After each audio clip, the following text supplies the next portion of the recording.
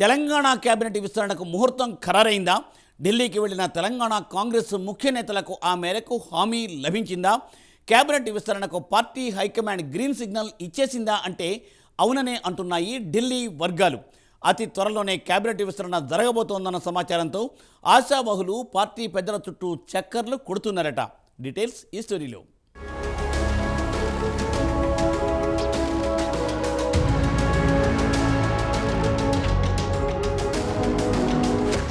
Telangana cabinet విస్తరణకు ముహూర్తం ఖరారైనట్లు సమాచారం. CM Revanth Reddy, PCC chief Mahesh Kumar Goud, deputy CM Bhatti Vikramarka, మంత్రి ఉత్తమ్ కుమార్ రెడ్డితో పాటు మరో 3 నేతలు ఢిల్లీలోని పార్టీ హైకమాండ్ పెద్దలతో భేటీ అయినట్లు తెలుస్తోంది.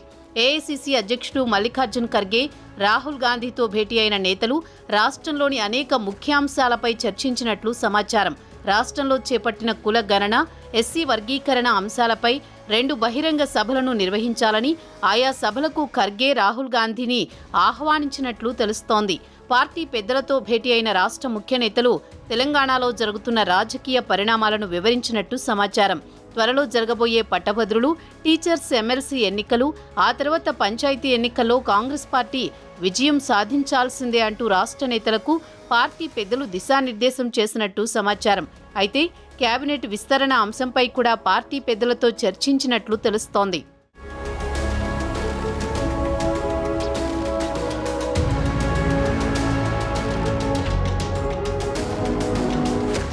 తెలంగాణ రాష్ట్ర కేబినెట్ విస్తరణపై రాష్ట్ర ప్రభుత్వంతో పాటు ఢిల్లీలోని పార్టీ హైకమాండ్ ఫోకస్ పెట్టింది. ప్రస్తుతం కేబినెట్లో సీఎం రేవంత్ రెడ్డితో కలిసి 12 మంది మంత్రులు ఉండగా మరో 6గురికి కేబినెట్లో చోటు కల్పించే ఛాన్స్ ఉంది. కేబినెట్ విస్తరణపై కొంతకాలంగా తీవ్ర చర్చ నడుస్తోంది. కానీ కాంగ్రెస్ ప్రభుత్వం వచ్చి ఏడాది దాటినా ఇప్పటి వరకు మంత్రివర్గ విస్తరణ జరగలేదు. ముఖ్యమైన హోం, విద్యాశాఖలన్నీ సీఎం రేవంత్ రెడ్డి వద్దే ఉన్నాయి. దీంతో కేబినెట్ విస్తరణపై ఢిల్లీ పెద్దలతో చర్చలు జరిపారు సీఎం రేవంత్. అయితే మంత్రివర్గ విస్తరణలో బెర్తు కోసం చాలా మంది సీనియర్ ఎమ్మెల్యేలు రేసులో ఉన్నారు. కేబినెట్లో ఎలాగైనా చోటు దక్కించుకోవాలని హస్తిన పెద్దల చుట్టూ చక్కర్లు కొడుతున్నారు. దీంట్లో గెలిచిన ఎమ్మెల్యేలు ఒకవైపు తమ ప్రయత్నాలు చేస్తుంటే, మరోవైపు ఎన్నికల్లో ఓడిపోయిన వారు సైతం పోటీ పడుతున్నారు. వచ్చే నెల మార్చిలో ఎమ్మెల్సీ స్థానాలు ఖాళీ అవుతుండటంతో ఎమ్మెల్సీగా ఛాన్స్ కొట్టేసి ఆ తర్వాత మంత్రి పదవిని ఖాయం చేసుకోవచ్చనే ఆలోచనతో పోటీ పడుతున్నారట.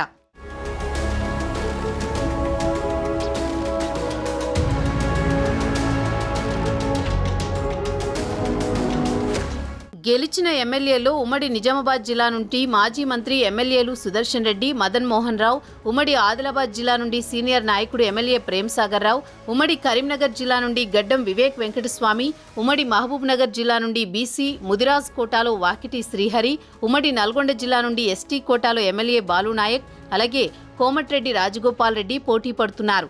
అలాగే రంగారెడ్డి జిల్లా నుండి సీనియర్ నాయకుడు ఎమ్మెల్యే మల్రెడ్డి రంగారెడ్డి, ఉమ్మడి వరంగల్ జిల్లా నుండి ఎమ్మెల్యే దొంతు మాధవరెడ్డిలు సైతం మంత్రి పదవి ఆశిస్తున్నారు.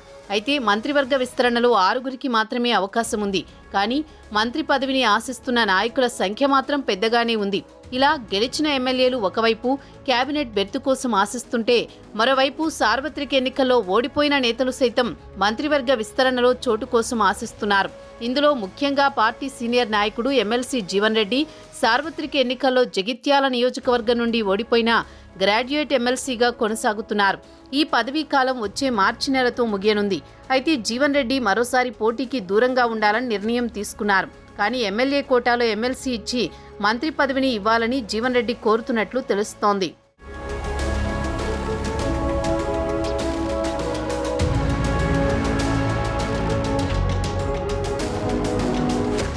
ఎమ్మెల్సీ జీవన్ రెడ్డితో పాటు సంగారెడ్డి ఫైర్ బ్రాండ్ తూర్పు జగ్గారెడ్డి సైతం అసెంబ్లీ ఎన్నికల్లో ఓడిపోయారు. ప్రస్తుతం పార్టీ వర్కింగ్ ప్రెసిడెంట్గా కొనసాగుతున్నారు. పీసీసీ నూతన కార్యవర్గం ఏర్పడితే వర్కింగ్ ప్రెసిడెంట్ పదవి ఉండదు. కానీ ప్రచార కమిటీ చైర్మన్ పదవి దక్కుతుందనే వార్తలు వినిపిస్తున్నా ఎమ్మెల్యే కోటాలో ఎమ్మెల్సీ ఇచ్చి ఉమ్మడి మెదక్ జిల్లాలో 2వ మంత్రిగా అవకాశం ఇస్తే పార్టీ కోసం ప్రభుత్వంతో కలిసి పనిచేస్తానని జగ్గారెడ్డి చెప్పినట్టు తెలుస్తోంది. అలాగే ఎల్బీనగర్ నియోజకవర్గం నుండి ఎమ్మెల్యేగా పోటీ చేసి ఓడిపోయిన మాజీ ఎంపీ, ప్రచార కమిటీ చైర్మన్ మధుయాష్కి గౌడ్ సైతం ఎమ్మెల్సీ కోరుతూ కేబినెట్లోకి తీసుకోవాలని హైకమాండ్ వద్ద ప్రయత్నాలు చేస్తున్నట్లు తెలుస్తోంది.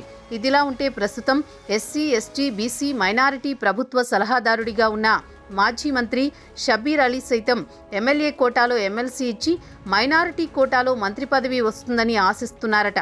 మైనార్టీ కోటాలో షబ్బీర్ అలీతో పాటు సీఎం సన్నిహితుడిగా పేరున్న ఫహీం ఖురేషీ కూడా ప్రయత్నాలు చేస్తున్నట్టు సమాచారం.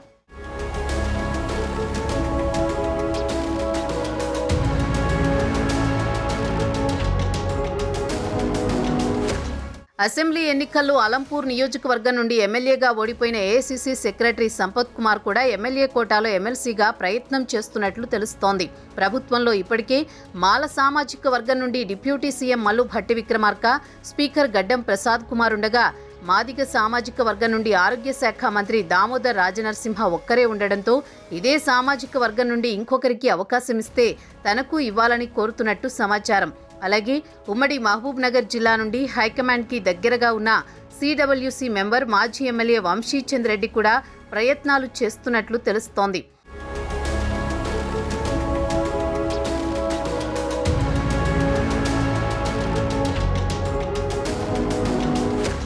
త్వరలో జరగబోయే కేబినెట్ విస్తరణలో మంత్రి పదవులను దక్కించుకునేందుకు ఆశావహులు పెద్ద ఎత్తున పోటీ పడుతున్నారు.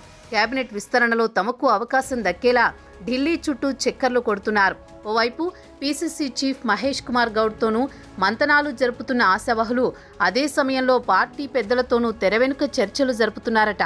కేబినెట్లో బెర్తును దక్కించుకునేందుకు తమ వంతు విశ్వ ప్రయత్నాలు చేస్తున్నారు నేతలు. ఈ విషయంలో ఇటు రాష్ట్ర పెద్దలు అటు ఢిల్లీ పెద్దలను ప్రసన్నం చేసుకునే పనిలో నిమగ్నమై ఉన్నారట.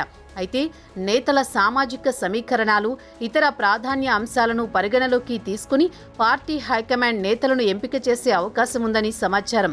అయితే త్వరలో జరగబోయే మంత్రివర్గ విస్తరణలో ఎవరికి అవకాశం దక్కుతుందనేది త్వరలోనే తేలిపోనుంది. గెలిచిన వారికా లేదంటే ఓడిన వారికి ఎమ్మెల్సీ ఇచ్చి మంత్రివర్గంలోకి తీసుకుంటారా అనేది చూడాల్సి ఉంది.